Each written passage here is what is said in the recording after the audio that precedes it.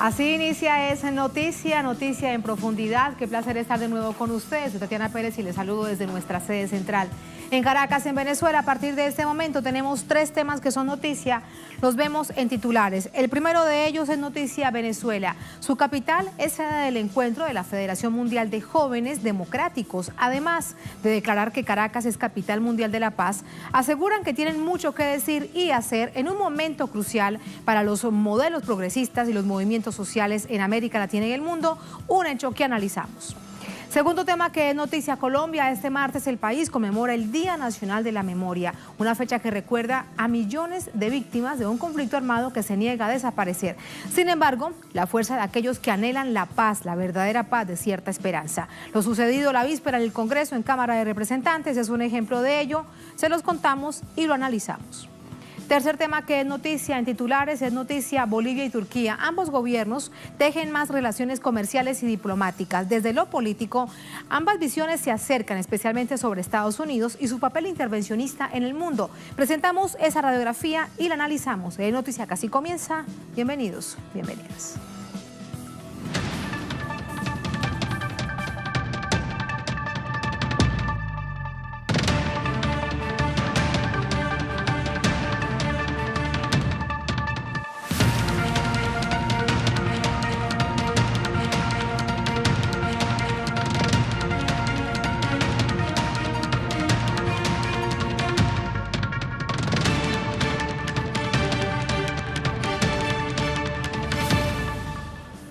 En noticia Venezuela, representantes de 37 países están en el país en el marco de la Asamblea de la Federación Mundial de Jóvenes Democráticos. El objetivo es conocer, debatir, profundizar sobre la visión de la juventud en un momento crucial para el mundo.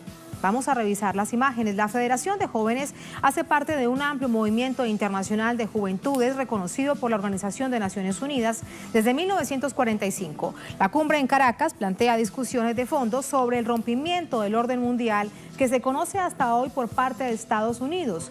En esta discusión los jóvenes son fundamentales, tienen mucho que decir y un futuro en juego. Son más de 61 delegados de 50 organizaciones del mundo que en su primer día de encuentro declaran a Caracas como la capital mundial de la paz.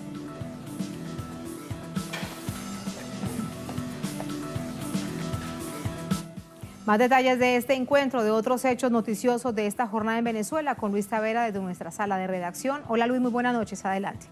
Hola Tatiana, un saludo para ti y para la audiencia que sintoniza en las pantallas de Telesur. Quedó instalada esta asamblea de la Federación de los Jóvenes Democráticos acá en Caracas. 60 delegados de 37 países se encuentran en esta nación suramericana para justamente conocer de primera mano esta realidad que vive el pueblo de Venezuela y así contrastarla con lo que ellos han descubierto, que se trata de una guerra mediática, una conjura mediática, como muy bien la calificaron. Nosotros conversamos con jóvenes provenientes de Siria, provenientes de México, de España, y ellos insisten en que han visto en Caracas es un pueblo que sale a realizar sus actividades cotidianas, que insiste en vivir en paz, y es por eso que esta asamblea, que este congreso que durará hasta el 14 de este mes, permitirá a ellos elevar las vivencias que ven acá en Venezuela a sus países y así poder enfrentar lo que ellos han calificado como un asedio internacional en contra de Venezuela. Vamos a escuchar parte de sus impresiones.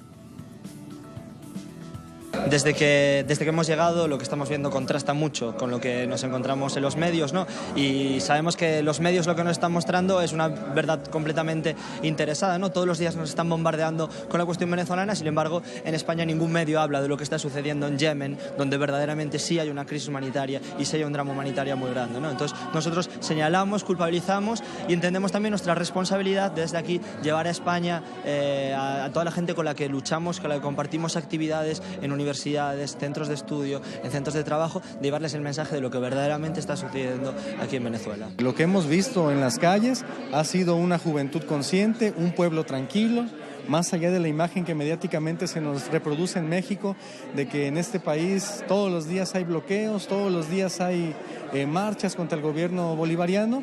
Nosotros vemos un pueblo en calma. Un pueblo que trata de atender sus obligaciones cotidianas, que quiere llevar una vida normal, pero que sobre todo quiere la paz.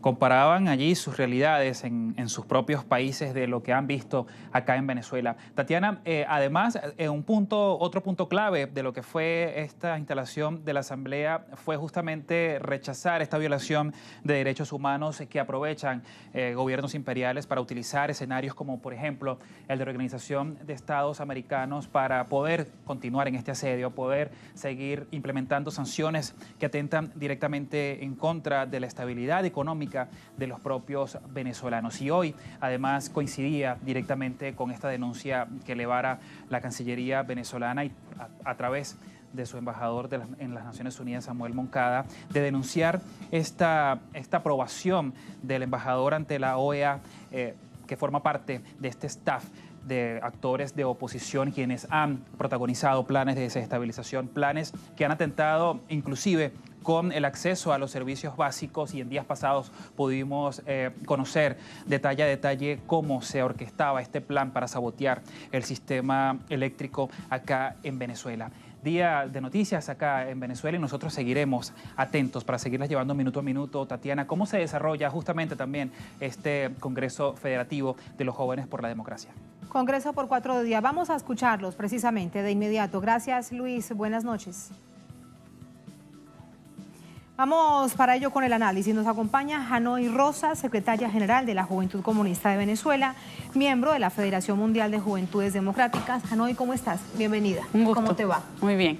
¿Qué hablaron hoy? ¿Qué se dijo hoy en este primer encuentro cuando llegan jóvenes de todas estas partes del mundo? ¿Cuáles son las primeras ideas del debate?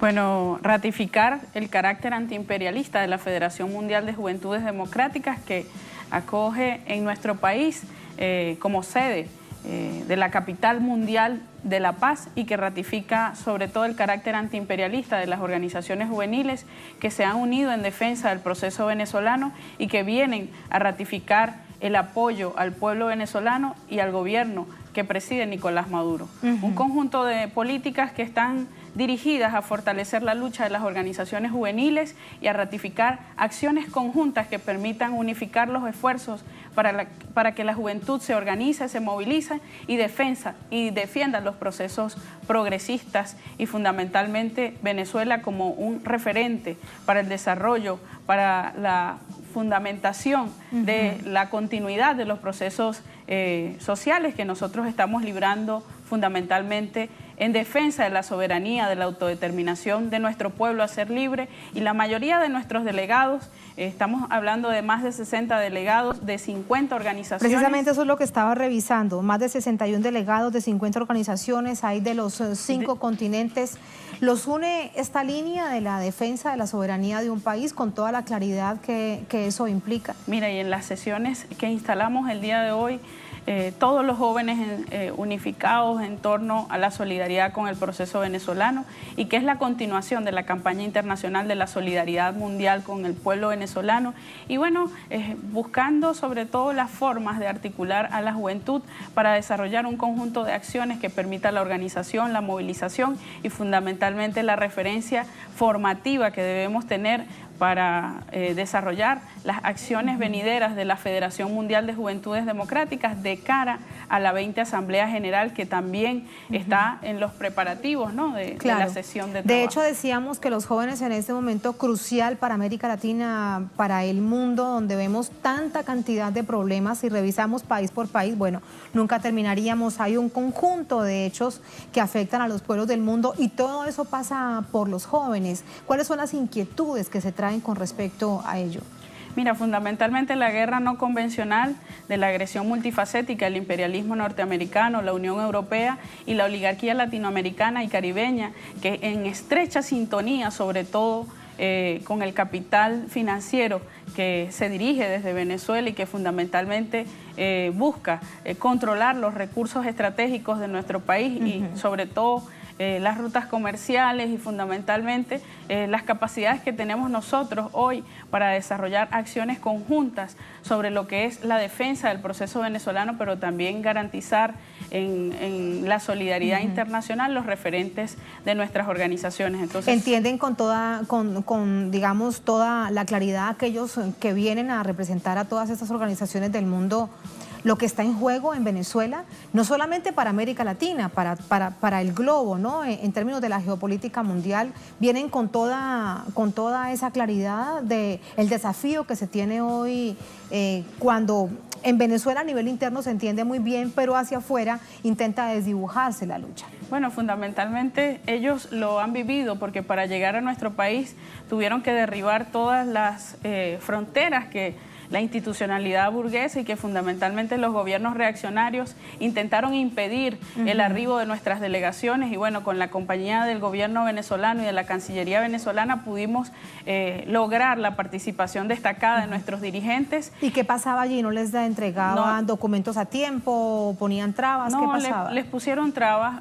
Tuvimos delegados de Sudáfrica, de Japón, del Congo, que les presentaron un conjunto de situaciones para que ellos no pudieran abordar los aviones y participar en nuestra actividad. Imagínate. Y bueno, eso es una experiencia y un ejemplo muy cotidiano de las organizaciones juveniles, y eso permite también que ellos se den cuenta, ¿no? Más allá de la matriz que intentan desdibujar sobre el proceso venezolano, la industria cultural del entretenimiento que viene posicionando sobre la juventud para intentar desmoralizar a nuestros jóvenes, y todas las organizaciones reunidas tienen clara conciencia del papel que debe jugar la juventud en el mundo en torno a la defensa de nuestro proceso, pero fundamentalmente a la unidad de las organizaciones juveniles, porque individualmente no podremos lograrlo. Tenemos que unir, expresar sobre todo y ampliar nuestra capacidad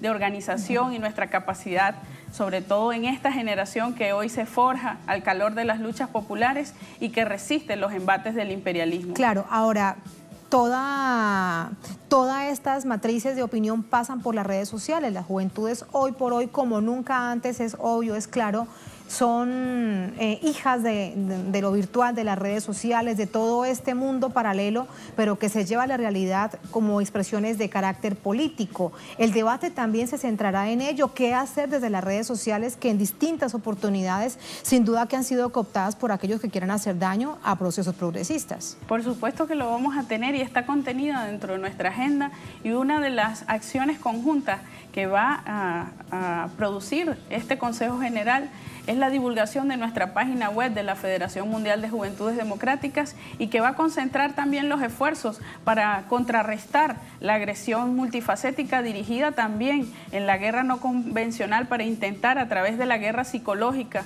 de los medios de comunicación golpear los intereses de nuestras juventudes e intentar desmoralizarlos. Y fundamentalmente la Federación Mundial de Juventudes Democráticas tiene plena conciencia, y las organizaciones juveniles del mundo. En esta oportunidad, en la sesión del Consejo General, vamos a conocer nuestra página web, y va a ser nuestra plataforma comunicacional que unifique los esfuerzos de las organizaciones juveniles que representan el carácter antiimperialista a lo interno de la FMJD. Claro, ese es un asunto muy, muy, muy importante para tratar de derribar todas esas matrices que hay a nivel mundial sobre Venezuela y otros movimientos progresistas. Entonces, sobre la base de ello, la juventud no solamente denuncia la agresión del imperialismo, sino que unifica esfuerzos en torno a las perspectivas de trabajo que debemos tener para que nuestra federación pueda desarrollar actividades conjuntas de solidaridad que se vienen incrementando en el mundo y que ratifican en nuestro país la conciencia y la lucha antiimperialista que estamos librando. De hecho, hay gobiernos que no le dan voz a las juventudes porque piensan que el joven solamente es el que tiene que ir a la escuela, a la universidad, aquellos que pueden, pero que tienen que estar allí, ser, digamos, un actor pasivo del proceso, porque son los gobiernos los que deciden qué hacer, si es que existe o no una política pública con respecto a las juventudes. ¿Cuál es la lucha de las juventudes en el mundo hoy por hoy? No solamente me refiero a América Latina, me refiero a Europa, que pasa por un momento muy complejo, sobre todo en términos educativos en las universidades. Bueno, fundamentalmente los esfuerzos que estamos trabajando están dirigidos a mostrar las referencias que tenemos del proceso venezolano en materia educativa. Y una de esas características es que nuestro país es un aula abierta para el mundo. Es decir, nosotros hablamos en nuestro país de la gratuidad del sistema educativo educativo, y fundamentalmente vemos experiencias como la chilena, ¿no?, en la que la juventud tiene que empeñar su fuerza de trabajo y tiene que generar condiciones materiales para poder hacerse de la educación. En nuestro país es gratuita en todo el sistema, desde inicial hasta el universitario, y eso comprende también la posibilidad y sobre todo la inversión social dirigida a la educación pública, y que está contenida también en que nosotros somos un ejemplo en torno a la defensa de la educación pública, y que muestra también los referentes internacionales de organizaciones juveniles. Hanoi, cuando se conoce esta experiencia, ¿se sorprenden? ¿Cuál es el calificativo que podrías darle a aquellos cuando se les cuenta esto y ven esa realidad que no existe en los titulares del mundo, porque las cosas buenas de Venezuela no se cuentan? Bueno, nosotros en esta jornada, además del Consejo General de la FMJD, tendremos la segunda misión de solidaridad internacional con la Revolución Bolivariana, que ratifica sobre todo las actividades y el desarrollo de acciones conjuntas que desarrollan nuestros jóvenes en nuestro país, dirigida hacia la educación, dirigida hacia los centros de trabajo, y también fundamentalmente las experiencias que los jóvenes tienen en torno a la educación, a la cultura y al deporte y la recreación. Y bajo esas características, nuestro programa está contenido en una programación que permita que ellos visualicen y visibilicen las distintas experiencias que tienen los jóvenes, que se forjan en torno a las iniciativas que se están teniendo. Es decir, iremos a una gran base de misiones donde se expresa allí todo un sistema de atención del Estado venezolano para que pueda atender con políticas públicas a los jóvenes, y en torno a eso pueda desarrollar un conjunto de experiencias dirigidas sobre todo al deporte, ¿no? Nosotros estamos erigiendo una generación que tiene la garantía de formarse y de desarrollar acciones conjuntas, y queremos mostrarlo y que los jóvenes del mundo vean esta referencia que estamos teniendo, y para ello es significativo todas las actividades que vamos a tener contenidas en experiencias tanto políticas como expresión de la realidad de la juventud que hoy se empodera al calor de las luchas populares en nuestro país y que dirige importantes iniciativas, ¿no? Hoy, sobre todo, con eso te quiero despedir con esta reflexión, Hanoi, y es el intento de la desesperanza que procura instalarse en Venezuela por parte de la oposición, en particular algunos sectores de la oposición que intentan instalar esa percepción de desesperanza en la juventud venezolana. Mira, nosotros entendemos el papel que debe jugar la juventud y que está jugando activamente en la defensa integral del proceso en cualquiera de los escenarios que se nos presenten, porque la juventud tiene claridad del desarrollo de las luchas, de las contradicciones que se gestan en torno a la defensa de nuestro proceso, pero también mostrando la necesidad que tenemos los jóvenes hoy de unirnos en torno a luchas comunes que permitan construir nuestro país en torno a los intereses que requiere nuestra población, y también contrarrestar esa ofensiva que desarrolla la derecha venezolana en torno a mostrar, por ejemplo, dirigentes juveniles que son expresión del fascismo en nuestro país y que desde el 2014 estuvieron desarrollando acciones de violencia que dieron al traste con la familia venezolana, que no está acostumbrada a ello, y que uno de los elementos referenciales es que esos jóvenes se expresan en torno a la violencia y no a la construcción, como lo estamos haciendo los jóvenes venezolanos. Un mensaje para esa juventud es que del lado de las fuerzas progresistas puedes estudiar, puedes trabajar y puedes forjar un país que requiere que o puedes todos ser nos opositor sumemos. sin ejercer la violencia. Dices esto y recuerdo no hace mucho un joven en una movilización de la oposición, su voz, su expresión se notaba que era un muchachito, una persona muy joven, pero estaba tapado hablando de la libertad en el país, de no tener libertad en el país, pero se expresaba de esa manera, y luego su actitud era con una expresión de violencia, digamos, ¿no? Eso lo recuerdo porque bien pensaba yo, si estos jóvenes más vale, si desean ser opositores, pero se van por las vías legales, buscan los mecanismos para hacerse sentir y no de esa manera. Mira, creo que nuestro papel es de lograr formar y concientizar a esa juventud que está siendo confundida por la canalla mediática que constantemente está dirigiendo matrices que lo que intentan es generar en nuestra juventud un atraso. Y yo creo que uno de esos elementos y nuestra responsabilidad hoy, porque tenemos mayores niveles de conciencia y de experiencia de trabajo, es contrarrestarlo a través de mensajes educativos, a través de la concientización y también de las referencias que nosotros debemos dar en torno a la construcción del proceso. Es decir, con el ejemplo que tenemos los jóvenes hoy, que nos forjamos en torno a la defensa del proceso, pero también con la claridad y con la conciencia que nos debe caracterizar para construir nuestro país. Es decir, vemos en la oposición venezolana un Juan Guaidó que fue formado por Canvas para manipular y para contrarrestar a través de la violencia acciones de calle que lo que buscan es contrariar y confundir al pueblo venezolano, pero también por la vía de la violencia intentar boicotear todos los procesos que nosotros estamos teniendo con un claro objetivo, ¿no?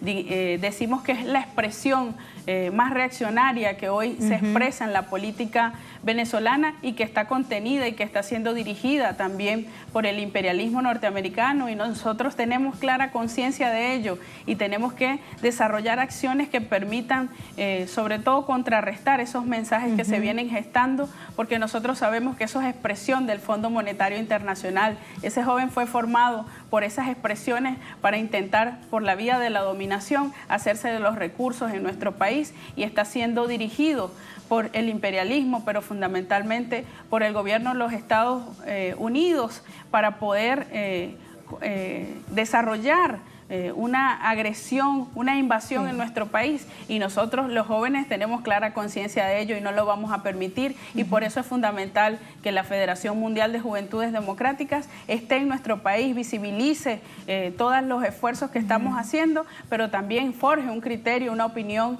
y estamos seguros que ese se vaya con una idea muy clara de lo que opinión pasa en Venezuela. Y esa opinión tiene que significar que ellos puedan, a través de esta experiencia, contrarrestar la agresión de los medios de comunicación que constantemente están contrariando todos los esfuerzos que nosotros estamos haciendo. Y el papel es articular las luchas juveniles y también la capacidad que nosotros tenemos para desarrollar acciones en conjuntos de solidaridad. Hoy hablaban en el marco del Día del Guerrillero Heroico, el 14 de junio, poder hacer acciones de solidaridad con el pueblo venezolano. Es decir, dentro de esta reunión los jóvenes están buscando distintas actividades e ideas que permitan que nosotros podamos articular y seguir sumando esfuerzos e iniciativas que permitan que nosotros generemos mecanismos de organización y de defensa constantemente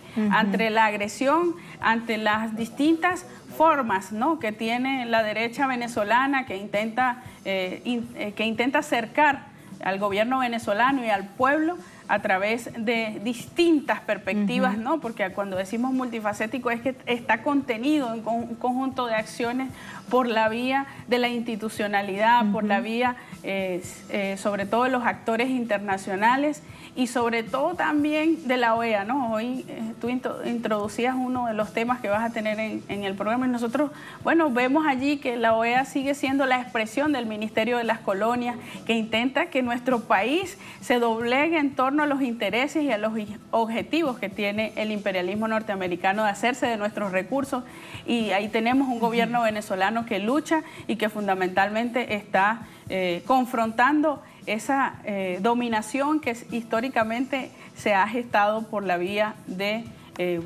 organismos que expresan las distintas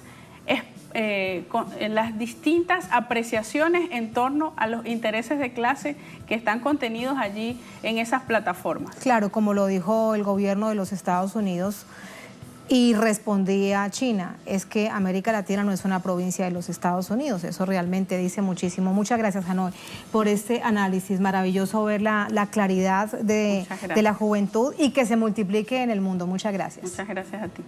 Así nos vamos a la primera pausa en esta emisión de Es Noticia. Al volver, en Noticia Colombia. Este martes, el país conmemora el Día Nacional de la Memoria, fecha que recuerda las millones de víctimas de un conflicto armado, un conflicto de más de medio siglo, que se niega a desaparecer. Sin embargo, la fuerza de aquellos que anhelan la paz da cierta esperanza. Lo sucedido la víspera en el Congreso, en Cámara de Representantes, es sin duda un ejemplo de ello. Tenemos información, tenemos el análisis. Al volver aquí en Es Noticia.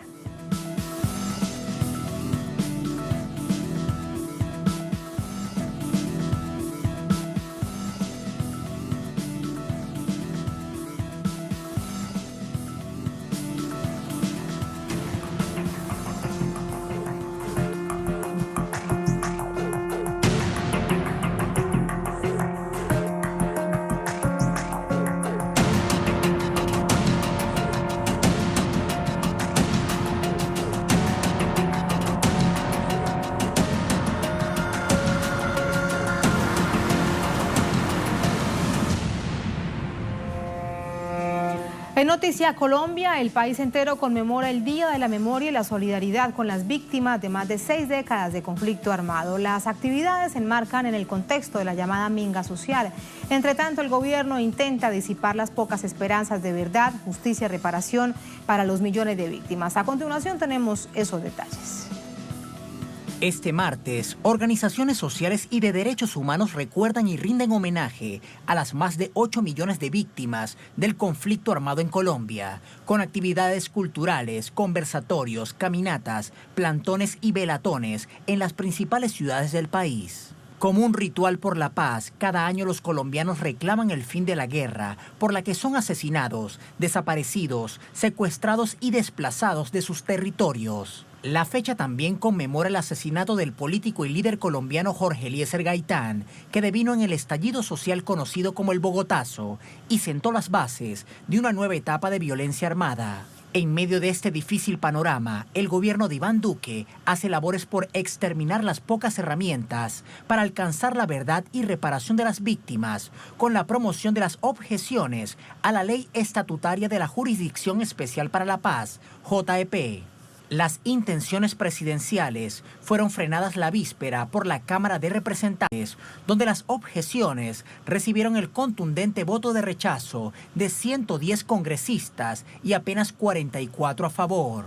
La mayoría defensora de la JEP provino de partidos de centro-derecha como la U, Cambio Radical y el Partido Liberal. También de partidos progresistas como la Alianza Verde, el Polo Democrático y la Coalición de los Decentes. Ahora las objeciones de Duque deberán someterse a votación en el Senado después de Semana Santa, aunque el presidente del Senado, Ernesto Macías, es un acérrimo defensor del proyecto presidencial.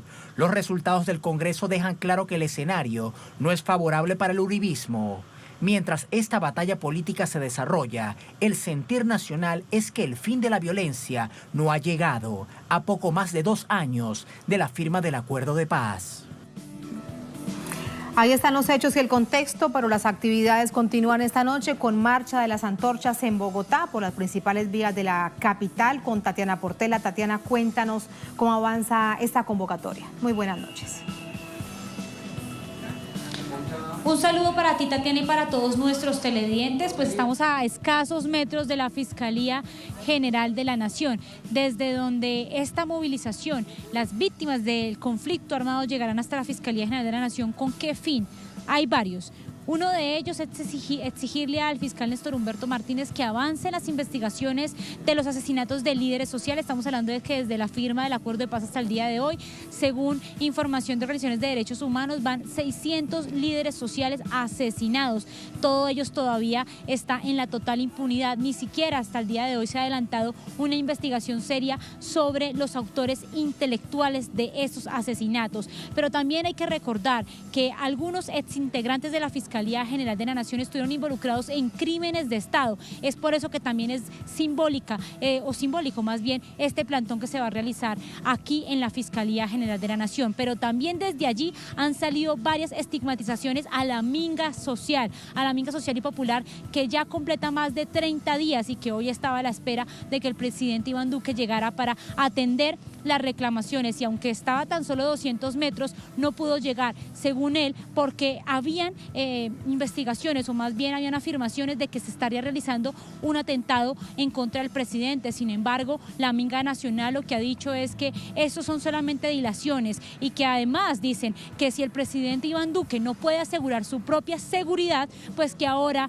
es momento de revisar qué está pasando con las comunidades, que recordemos el informe de Naciones Unidas, incluso de la Cruz Roja Internacional, advertía de que en los territorios hay presencia de más de 8 grupos armados ilegales. Pues bien, entonces estamos a escasos minutos de que esta movilización, que salió desde las 6 de la tarde hora local, llega hasta la Fiscalía General de la Nación, y hoy, 9 de abril, pues le vuelvan a decir a la Fiscalía General de la Nación que avancen las investigaciones de asesinatos de líderes sociales y que no se siga estigmatizando al movimiento social, y por supuesto que se frenen los crímenes de Estado, Tatiana. Son muchas exigencias, además de larga data. Gracias, Tatiana. Muy buenas noches. Vamos a analizar todo este hecho, por supuesto el contexto, comenzando por la coyuntura, con Eric Arellana, miembro del movimiento Hijos por la Identidad, la Justicia contra el Olvido y el Silencio, también con nosotros desde Bogotá, desde nuestra corresponsalía. Eric, ¿cómo estás? Buenas noches. Muy buenas noches. Es un día. Muchísimas gracias por la invitación. Gracias a ti, Eric. Es un día que se unen varias cosas. Es la minga social, en donde de un lado hay un acuerdo, pero hay otros sectores de la minga en el sur del país que se mantiene. Un día muy importante en términos de memoria, como es el 9 de abril para Colombia. Se da después de la votación de la JEP en la Cámara de Representantes, que da cierto respiro y cierta esperanza al Tribunal de Paz. Así que muchas cosas, todo esto marcada por las víctimas, por la verdad, por la justicia, por la reparación, por las garantías de no repetición. ¿Cómo lograr que esto realmente sea así y no se quede solamente en la retórica de aquellos que realmente lo necesitan? Bueno, pues nosotros hemos venido haciendo una serie de exigencias al gobierno colombiano que han sido reiterativas, puesto que se ha notado, digamos, una dinámica de represiva en la que siguen asesinando líderes sociales, siguen desapareciendo personas en nuestro país, la gente sigue siendo amenazada, y un clima de estigmatización bastante grande, sobre todo a la gente que se opone a las políticas del gobierno, y creo que también hay un ambiente bastante enrarecido por declaraciones del fiscal general de la Nación en cuanto a lo que está pasando en este país, y pues digamos el partido de gobierno, el Centro Democrático, ha tomado una serie de posiciones bastante radicales en contra de las víctimas y de la oposición, y sin embargo utilizan un discurso tratando de manipular y seguir polarizando la sociedad. Nosotros creemos que, como lo están haciendo las comunidades indígenas, como lo está haciendo el movimiento de víctimas de crímenes de Estado en el país, que tenemos que salir a las plazas, que tenemos que seguir haciendo exigencias, porque entendemos pues que hay una tendencia que quiere regresar al país a la guerra y que quiere destruir lo acordado. Entonces nosotros estaremos pues en los espacios públicos, en los medios de comunicación, digamos, tratando de que el gobierno cumpla lo que se ha pactado en el país, pero eso va a ser, digamos, una dinámica constante de tener que exigirle para que cumpla su palabra. Eric, en todo caso, durante este año hemos visto menos movilización social, menos movilización de organizaciones de derechos humanos que el año 2018. ¿Qué es lo que sucede? Bueno, pues hay un ambiente bastante represivo en muchas regiones del país. Los grupos de ultraderecha, los grupos paramilitares están amenazando a la gente. Después de que salen a una movilización, llegan las amenazas directas con nombres concretos. Digamos que este ambiente se ha notado después de que el gobierno de Duque se ha posesionado, pues estos grupos se han apropiado de ciertas regiones del país y están controlando la situación, y por tanto pues es muy difícil que la gente se sienta en libertad de salir a manifestarse. Creo que eso es uno de los elementos más importantes, y por el otro lado, como decía, el asesinato constante de líderes sociales. que tienen un efecto pues de miedo y de terror que se vuelve a imponer en el país. Uno de los problemas más graves, y no es una situación de ahora, es histórico en Colombia, la impunidad. Para el caso actual, bien lo recordaba nuestra corresponsal Tatiana Portela desde las calles de Bogotá, es que no se sabe quién está asesinando desde lo material y desde lo intelectual, desde aquel que empuña como aquel que manda a matar a los líderes sociales. ¿Cómo tratar de lidiar con una situación de esas cuando vemos una justicia que además tiene un atraso de más de 20 años en Colombia en toda su estructura? Sí, pues por eso es que nosotros estamos haciendo, digamos, impulsando la Justicia Especial para la Paz para que pueda trabajar, porque la Fiscalía pues se ha demostrado que es una fiscalía parcializada, que tiene unos intereses bastante claros, que quiere ocultar la verdad, que pretende inventarse pruebas y muestra casos y se inventa, digamos, historias para ocultar lo verdaderamente importante para que, digamos, estos altos responsables salgan a la luz. Se ha dado, digamos, una dinámica en la que los prisioneros que están en las cárceles han querido hablar, se han, digamos, postulado a la Justicia Especial para la Paz más de 2000 militares que quieren hablar, algunos paramilitares que también han sido liberados después del proceso de justicia y paz han querido hablar, y digamos, por eso es que se quiere desestabilizar la Justicia Especial para la Paz, y pensamos que lo que se necesita es que el fiscal nacional, el fiscal general de la Nación renuncie a su cargo y que se reestructure todo este sistema de justicia, porque es que, por ejemplo, en el caso de las desapariciones forzadas, el 99.5% de los casos están en la impunidad, entonces no podemos esperar de ellos mucho más de lo que ya han mostrado en estos 25 años, y pues necesitamos que esto cambie esas dinámicas para que verdaderamente haya justicia, para que las víctimas tengan derecho a la verdad, a la reparación, sobre todo que haya garantías de no repetición, que es lo que nosotros estamos viendo que se está generando con este nuevo gobierno, que es volver otra vez a contar víctimas diariamente. Exactamente, y la situación que es tan dolorosa cuando se revictimiza a aquel que ha sufrido ya en el conflicto armado interno. Me queda algo por preguntarte y es netamente político. Vimos golpe bajo, si se quiere, para decirlo de manera coloquial, en Cámara de Representantes al gobierno del presidente Duque, es decir, a Uribe Centro Democrático. No se lo esperaban. Más de 110 votos para que se mantenga la Jurisdicción Especial para la Paz, como había sido aprobada, como había sido declarada exequible por la Corte Constitucional. Sin embargo, esto no termina aquí, porque ahora va al Senado. ¿Qué crees que va a pasar? Bueno, digamos que nosotros hemos estado en toda esta dinámica de aportarle información a los congresistas, a los representantes de la Cámara. Estuvimos en las ponencias de lunes mostrándoles nuestra posición frente a estas objeciones del gobierno de Duque, que lo único que está buscando es dilatar, hacer una dilación a que entre esa ley estatutaria de la JEP para que entre en pleno funcionamiento, porque hay unas cosas muy específicas en las cuales se está actuando la JEP. Por ejemplo, es en la protección de 16 sitios en donde nosotros sabemos que se encuentran restos de desaparecidos que deben ser protegidos, pero pues digamos esto no puede entrar todavía en funcionamiento y que esto no puede realizarse hasta que la JEP no tenga la ley estatutaria y que empiece a andar de buena manera. Nos alegra, digamos, esto que se ha dado en la Cámara, que los representantes hayan entendido que tienen que seguir con el propósito como país de buscar la paz, de alcanzar una paz estable y duradera, pero digamos ese escenario yo lo veo bastante complejo en el Senado. Esperemos que, digamos, que esos otros partidos políticos y los senadores que encabezan la oposición en el país pues puedan alcanzar una votación ardua, pero de todas formas si vemos la posición del presidente del Senado, el senador Macías, él está pensando ya en atacar, digamos, esta decisión de la Cámara de Representantes y quiere destruir, digamos, todo lo que se ha logrado. Yo veo un escenario bastante complejo, esto puede seguir dilatándose, se puede seguir extendiendo, porque ahora, digamos, lo que planteaba ayer el Centro Democrático era que como no eran unas objeciones por inconveniencia, entonces las querían plantear como unas objeciones constitucionales y de esa manera tratar de aplazar el debate, y es una estrategia que han buscado siempre ellos.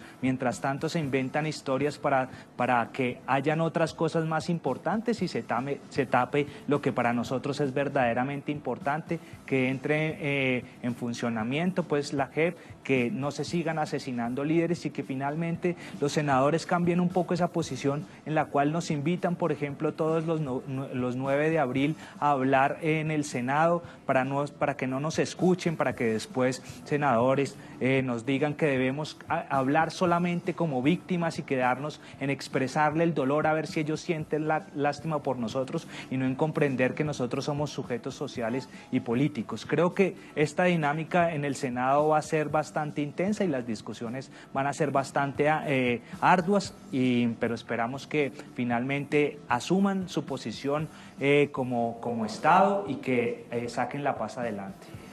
Ese es, bueno, un asunto muy complejo, como bien lo dices. Me queda algo además por preguntarte sobre la propia postura del gobierno del presidente Duque. Hay un compromiso internacional, incluso un compromiso mundial, no solamente con Naciones Unidas, con naciones europeas de distintas partes del mundo que le han apostado primero al proceso de paz y luego al proceso de implementación de los acuerdos. Es un compromiso que el gobierno de Duque está quebrando. Así es el nivel de temor, o te pregunto, ¿cómo lo calificarías para que se asuma esa postura del gobierno ante la comunidad internacional?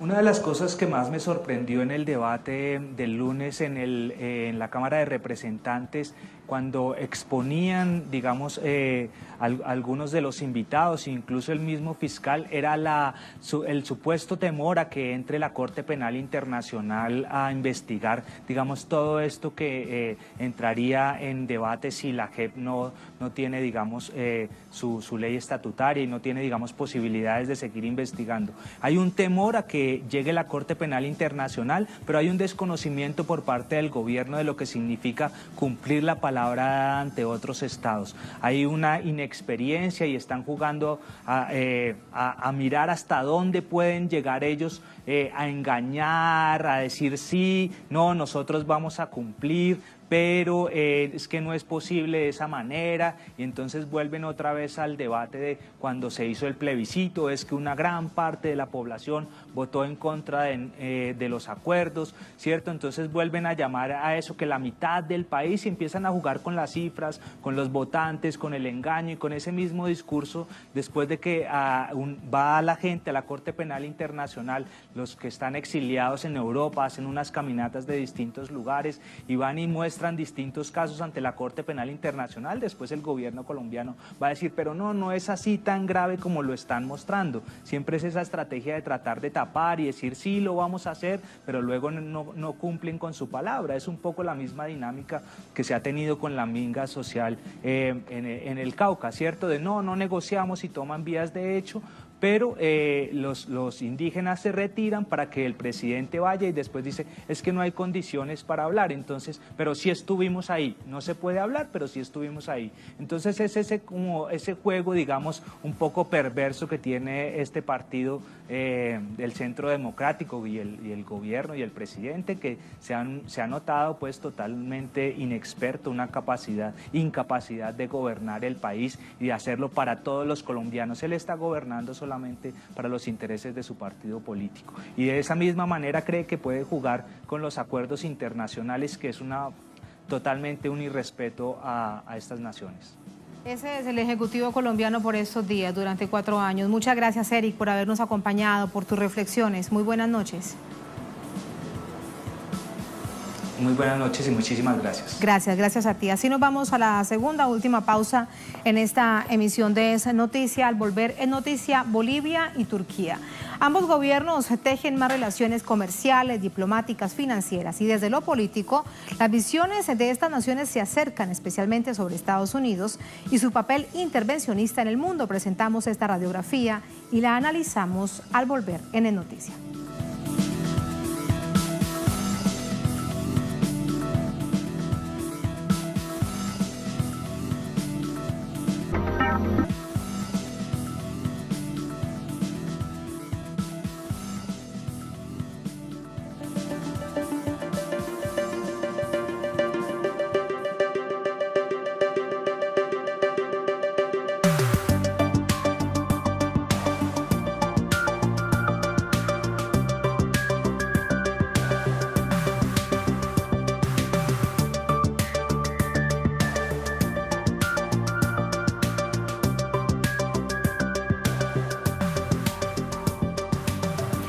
En noticia, Bolivia y Turquía. Una histórica cumbre de presidentes se da en Ankara para estrechar lazos en pro del desarrollo de ambas naciones. Evo Morales y Recep Tayyip Erdogan firmaron numerosos acuerdos en materia de producción y tecnología. Fue una cumbre que despertó el descontento de los Estados Unidos. Vamos a revisar esos detalles. Este martes, en una primera visita oficial a Turquía, el presidente Evo Morales fue recibido por su homólogo Recep Tayyip Erdogan en el Palacio de Gobierno. El objetivo, fortalecer la base legal de las relaciones económicas y aumentar las inversiones mutuas. Para ello, fue fijada una meta que podría sobrepasar los $500 millones. Los presidentes mostraron sus intereses en reforzar las tecnologías para la defensa, salud y producción alimentaria.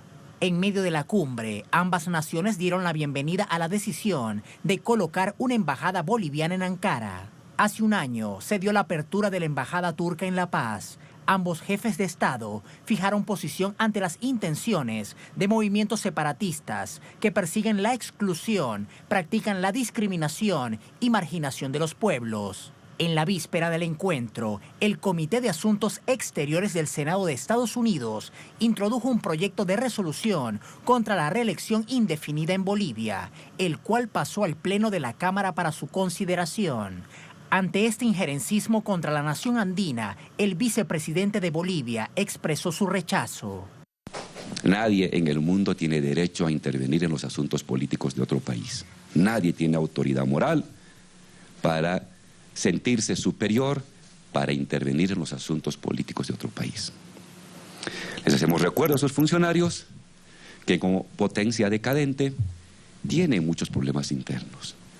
Y en vez de estar gastando sus recursos, su tiempo en entrometerse en los asuntos políticos de otro país, se dediquen a resolver sus propios problemas. Bolivia, un país que se erige con una economía emergente, estable en términos de inversión social, continúa dando grandes pasos en el desarrollo productivo de sus recursos. Turquía, entre tanto, se encuentra en la lista de las 10 economías más exitosas de 2018 y busca desvincularse de las dependencias financieras que nada sumaron a su desarrollo. Y desde Bolivia, desde esta nación andina, desde La Paz, ¿cómo se recibe esta visita del presidente Evo Morales a Ankara, Turquía? De esto conversamos y más con Freddy Morales, nuestro corresponsal desde la capital política del país. Hola Freddy, qué placer saludarte, ¿cómo estás? Muy buenas noches y bueno, preguntarte precisamente eso. De hecho, el presidente Evo Morales va con unas cifras muy positivas en términos económicos y financieros y de estabilidad para el país. Hola Tatiana, saludos desde La Paz. Hay mucha expectativa en el país porque el presidente Evo Morales en los últimos días ha estado promoviendo la llegada de inversiones a Bolivia, dado que, según las palabras del propio jefe de Estado, este país ya se encuentra en el camino de la industrialización de sus recursos naturales.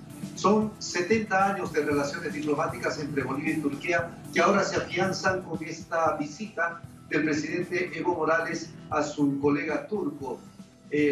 Uno de los aspectos destacados es la decisión de Turquía de apoyar a Bolivia, sobre todo en salud. Se ha mencionado de que hay una donación de un equipo quirúrgico completo para atención preferentemente de mujeres y también la donación turca de 18 equipos agrícolas para el procesamiento de quinoa. Como sabes, la quinoa es uno de los alimentos considerados más completos del planeta que se produce precisamente aquí en Bolivia. De modo que esta relación tiende a incrementarse aún más y consolidarse en cuanto a la ejecución de otros proyectos concretos. El presidente Erdogan ha anunciado de que visitará en una fecha aún por definir, visitará Bolivia y a fin de este año una delegación de empresarios turcos se ha anunciado también que estará en las principales ciudades de este país. De modo que esas relaciones están afianzándose a través de esta visita, la primera que realiza un jefe de Estado boliviano a Turquía. Pero también el presidente Evo Morales ha destacado el hecho del crecimiento económico de Bolivia que ha posibilitado este segundo paso, esta segunda fase, Tatiana, de empezar con la industrialización de los recursos naturales. Recordemos que este país ya produce urea, que es un derivado del gas natural y ya está exportando la urea a otros países, fundamentalmente vecinos. Otro detalle es que también ya se está explotando el Salar de Uyuni, que es una reserva, se menciona que es la reserva más grande del mundo en cuanto al litio. Son 17.000 kilómetros cuadrados, el salar más grande del mundo que contiene esta riqueza mineral que es el litio, actualmente muy demandada por los mercados y la tecnología. También el presidente Evo Morales está promoviendo las inversiones extranjeras como socios del Estado boliviano en el sector de hidrocarburos. Y hay un tercer proyecto que es muy millonario también, Tatiana, se trata del ferrocarril bioceánico, el ferrocarril de integración, que a iniciativa de Bolivia busca unir el océano Atlántico desde el Brasil con el océano Pacífico a través del puerto de Hilo en el Perú y que debe pasar necesariamente por territorio boliviano, debe cruzar por el territorio boliviano y que precisa una inversión aproximada o superior, mejor, a los 10.000 millones de dólares. De modo que toda esta situación el presidente Evo Morales la está promoviendo a los inversionistas y extranjeros. Recordemos, Tatiana, que nada más hace 2 semanas estuvo aquí en Bolivia el presidente de la India, que llegó con 100 empresarios de ese país a quienes se les explicó las potencialidades de Bolivia para que puedan invertir. Y hace apenas 3 días el propio presidente Evo Morales estuvo en el 9º foro de inversiones en Dubái para los países árabes. Y ahora esta propuesta del presidente Evo Morales también ha sido escuchada en Ankara, allí en Turquía. De modo que toda esta es la relación y la actividad que está realizando el presidente Evo Morales para impulsar de una manera más pronta el fortalecimiento económico del país, pero también la industrialización de sus recursos naturales, Tatiana. Así están las cosas, imagínate, es una cantidad de actividades que sorprenden en tan pocos días. Gracias, colega, muy buenas noches. Gracias, Freddy. Muchas gracias. Muy buenas noches. Vamos con el análisis. Para ello nos acompaña Hugo Moldis, analista político, periodista, magíster en Relaciones Internacionales, con nosotros también desde La Paz. Hugo, ¿cómo estás? Buenas noches. Buenas noches, Tatiana. Un gusto estar con ustedes. Igualmente, muchísimas gracias. Todo un relacionamiento internacional que no se había visto antes desde Bolivia hacia naciones del mundo. ¿Qué, digamos, asuntos destacan en este momento? Hay una cantidad de acuerdos que si nos quedamos describiéndolo será mucho el tiempo, pero evidentemente hay acuerdos en lo comercial, en lo diplomático y en lo político. ¿Cuáles destacas? Sí, mira, yo creo que hay que verlo esto desde el punto de vista primero geopolítico. Bolivia es parte de aquellos países que desde 1998, tras el triunfo de la Revolución Bolivariana, a la que se sumaron otros gobiernos progresistas y de izquierda, han ido construyendo claramente un mensaje, y el mensaje es de construir otro mundo. Y ese otro mundo pasa por romper con los lazos de dependencia que tienen de los Estados Unidos y diversificar sus relaciones internacionales, es decir, una política exterior diversa, independiente y soberana, una relación con todos los actores del mundo y sobre todo con los llamados países emergentes. La visita del presidente hindú a Bolivia, la presencia de Evo Morales en el 9º Foro de Inversiones en Dubái y ahora la visita a Turquía reflejan un posicionamiento político y una apuesta por construir un mundo multipolar. Desde el punto de vista económico, implica obviamente pasar de esa soberanía política a niveles de independencia económica. En el pasado, cuando un presidente salía del país, era para conseguir recursos que le permitiesen pagar salarios.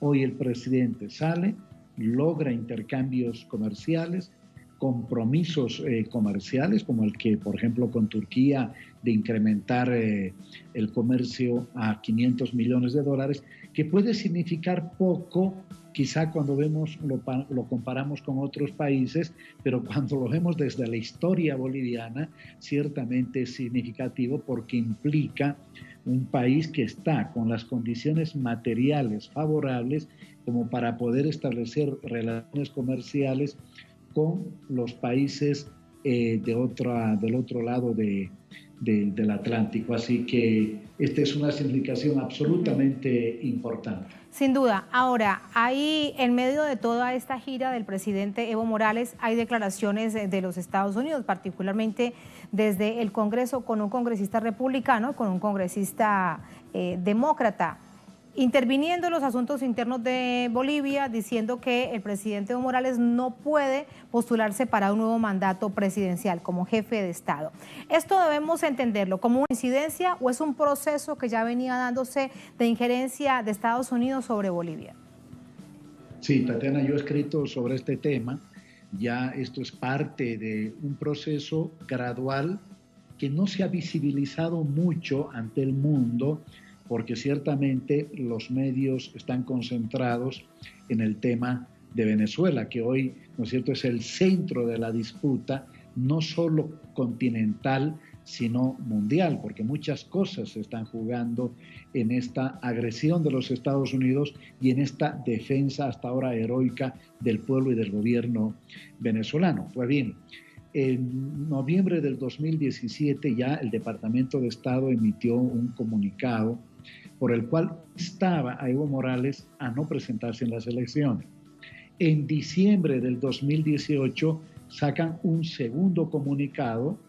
El 31 de enero, 3 senadores promueven ante el Comité de Relaciones Exteriores del Senado, que hoy lo está considerando todo el Senado en su conjunto, una resolución por la cual se insta a Bolivia a respetar el resultado del 21 de febrero, a cumplir con la Constitución, a garantizar elecciones transparentes, en definitiva que Evo Morales también no se presente en las elecciones.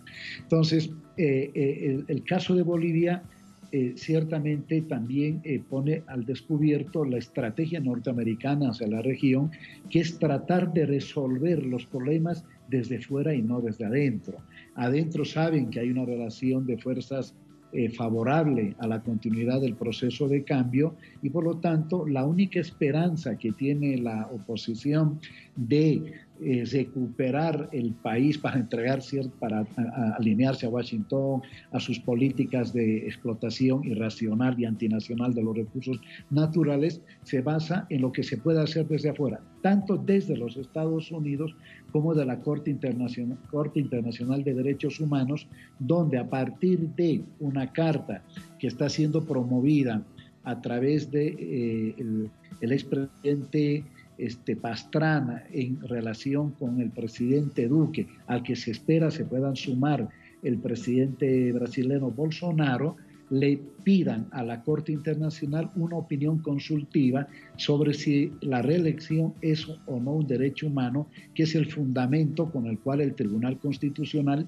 el 28 de noviembre del 2017 habilitó a todas las autoridades nacionales, reitero, a todas las autoridades nacionales, incluyendo obviamente a Evo Morales y Álvaro García Linera, a postularse cuantas veces sea necesaria bajo la premisa de que elegir y ser elegido es el derecho humano más importante. Entonces, a eso apuesta la oposición. No tiene nada que ver esto con la visita. Bueno, no tiene que ver directamente. Está claro que cuando nuestros países ven a Rusia, a China, a Turquía, a la India, etcétera, son miradas que le molestan mucho al establishment norteamericano, que se ha acostumbrado a tener son amenazas, países como claro, su propia ciudad.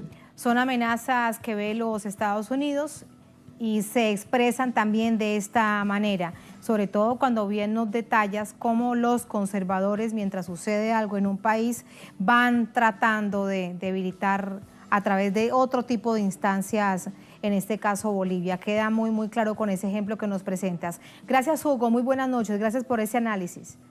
Buenas noches, Tatiana. Muy buenas noches, gracias.